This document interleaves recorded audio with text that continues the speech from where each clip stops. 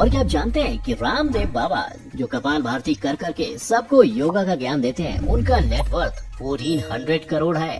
अब जाहिर है अगर आदमी करोड़ों का बादशाह होगा तो उसके शौक भी करोड़ों वाले होंगे। तभी तो रामदेव बाबा टीवी और स्टेज पर योगा के ज्ञान का प्रसार भले ही करते हो, लेकिन असल जिंदगी में ये भी अमीरों जैसे रहना ही पसंद करते हैं। और इस बात का सबूत हमें उनके कार कलेक्शन से मिलता है, जिनमें सबसे पहले आती है 77 लाख रुपए की लैंड रोवर एवॉक। लेकिन ऐसा बिल्कुल मत समझना कि बाबा के पास सिर्फ एक ही महंगी गाड़ी है, क्योंकि इसके अलावा उनके पास जैगवार XJL भी है, जिसकी कीमत 1.11 करोड़ रुपीस है। और सिर्फ यही नहीं, बाबा के गैराज में इसके अलावा भी लाखों की गाड़ियां मौजूद हैं, जिसमें बाबा घूमना पसंद करते हैं। हालांकि इनकी रईसी गाड़ियों तक ही सीमित नहीं है, बड़े लोगों की तरह ये भी अपने पैसे बढ़ाने में यकीन रखते हैं, जिसके लिए इन्होंने हरिद्वार से लेकर मुंबई तक प्रॉपर्टीज भी ली हैं, जिसमें मुंबई का उनका 4 करोड़ रुपए का आलीशान घर भी शामिल है। और अगर आपको बाबा का मुंबई में घर लेना बहुत ही नॉर्मल लग रहा है, तो लेट मी टेल यू, उनके पास एक स्कॉटिश आइलैंड भी है, जिसकी कीमत 16 करोड़ रुपए है। यह आइलैंड 1.25 किलोमीटर में फैला हुआ है, जिसको लेने का मकसद बाबा उसे अपना पीस आइलैंड बनाना बताते हैं। अब जिन्होंने विदेशों में जाकर इतना इन्वेस्टमेंट कर रखा है, तो जाहिर सी बात है कि उनकी लाइफस्टाइल भी बिल्कुल विदेशियों वाली होगी। वेल बिल्कुल नहीं, क्योंकि बाबा भले ही रईस क्यों ना हो, लेकिन जिंदगी एकदम सन्यासियों वाली जीते हैं। इनफैक्ट एक रिपोर्ट के अनुसार बाबा जी दिन में सिर्फ 2 बार ही खाना खाते हैं, जिसके बाद किसी अनाज की ओर नजर भी नहीं घुमाते और बस फल और जूस से अपना काम चलाना पसंद करते हैं। लेकिन बाबा भले ही खाना सादा खाते हो, पर उनका जीवन सादा नहीं है, क्योंकि बाबा की जिंदगी किसी बिजनेसमैन से कम नहीं है। इसीलिए तो उनकी सुरक्षा में 6 पर्सनल कमांडोज हमेशा तैनात रहते हैं, जिसके साथ ही उन्हें सेंट्रल गवर्नमेंट की तरफ से भी Z कैटेगरी की सिक्योरिटी मिली हुई है। और इन सब के अलावा भी उनके साथ हमेशा उनका PA रहता है, जो उनका हर ऑर्डर नोट करता है। अगर किसी को बाबा से मिलना हो तो सबसे पहले अपना फोन नंबर, नाम और मिलने का कारण बताना पड़ता है, जिसके बाद ही तय किया जाता है कि वो इंसान बाबा से मिल सकता है या नहीं। अपनी इन्हीं दिनचर्या के साथ ही बाबा का ज्यादातर वक्त योगा सिखाने और अपने पतंजलि को और ज्यादा घरों तक पहुंचाने की रणनीति में चला जाता है।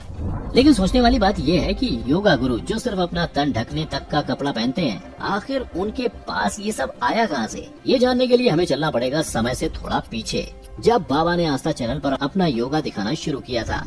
आज हम आपको सूर्य नमस्कार का पूरा प्रशिक्षण देंगे, जिसके बाद से लाखों करोड़ों लोग उनके बताए योगा के नक्शे कदमों पर चलते चले गए, जिससे उनकी पॉपुलैरिटी भी और ज्यादा बढ़ती चली गई। एंड एज अ रिजल्ट उनके फ्री कैंप्स में एंट्री चार्ज लगने लगे और लोग 500 से लेकर 2100 रुपए के पासेस खरीदकर उसमें जाने लगे। इसका फायदा बाबा को इतना ज्यादा हुआ कि उन्होंने अपने कई कैंप्स में सिर्फ अपने 7 दिन के कैंप से 75 से 80 लाख रुपए का प्रॉफिट कमाया था। लेकिन उनके मुनाफे का ये सिलसिला यही नहीं रुका, क्योंकि 2005 में नासिक में लगे कैंप में उनका यही लाखों का मुनाफा करोड़ों में जा पहुंचा था और उन्होंने अपने उस कैंप से 3 करोड़ का प्रॉफिट कमाया था। इस कमाई ने बाबा की पॉपुलैरिटी में 4 चांद लगा दिए थे, जिसके बाद से आज भी लोग जब भी उनसे मिलने जाते हैं, अपनी इच्छा अनुसार एक मोटी रकम उन्हें डोनेशन के तौर पर देते हैं।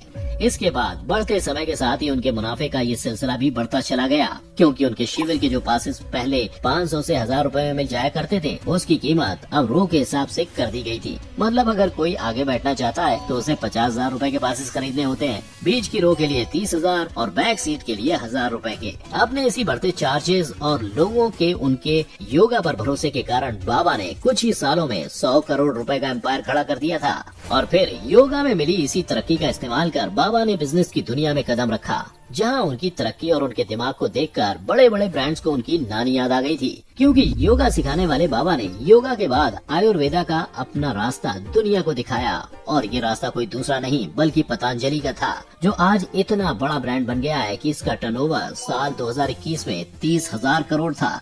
जिसके बाद मार्केट की 3 बड़ी कंपनियां हिंदुस्तान यूनिलीवर, कोलगेट और नेस्ले चिंता में पड़ गए थे, जिसकी वजह थी 2017 में पब्लिश हुई एसोचैम टेक्सटाइल रिसर्च की रिपोर्ट, जिसके according Patanjali Indian FMCG market में सबसे ज्यादा पावरफुल फोर्स बनकर उभरा था, क्योंकि पतंजलि की ग्रोथ 100% हो रही थी, जबकि उसके competitive groups ITC, Dabur, Hindustan Unilever, Colgate 2 digit से ऊपर उठने के लिए भी स्ट्रगल कर रहे थे। जिसके पीछे बाबा का अपना एक मंत्र था, लो कॉस्ट और स्वदेशी, जिसमें वो कम दामों में शुद्ध चीजों को बेचने का दावा करते हैं। और उनकी यही स्ट्रेटजी ब्रांड की पॉपुलैरिटी को बढ़ाने का एक मेजर रीजन थी, क्योंकि लोगों को दूसरे ब्रांड से ज्यादा भरोसा पतंजलि पर हो रहा था और इसे पतंजलि की पॉपुलैरिटी ही कहेंगे कि आज मार्केट में उसके 2500 आइटम्स मिलते हैं, जिसमें 45 तरह के मेडिकल आइटम्स और 30 तरह के हर्बल फूड आइटम्स मौजूद हैं। अपने इन्हीं आइटम्स को और ज्यादा घरों तक पहुंचाने और अपने मुनाफे को बढ़ाने के लिए पतंजलि ने अब रिटेल चेन्स जैसे कि फ्यूचर ग्रुप, रिलायंस रिटेल,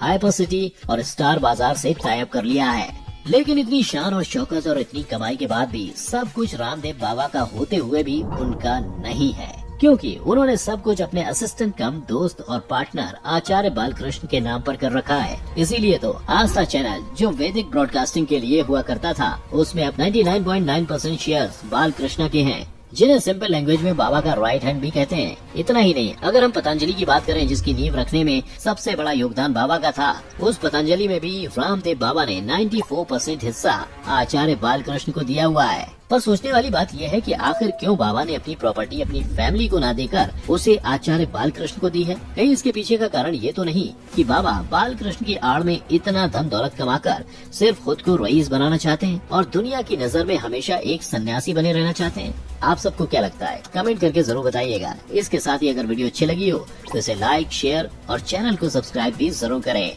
फिर मिलेंगे किसी और वीडियो के साथ, तब तक के लिए जय हिंद।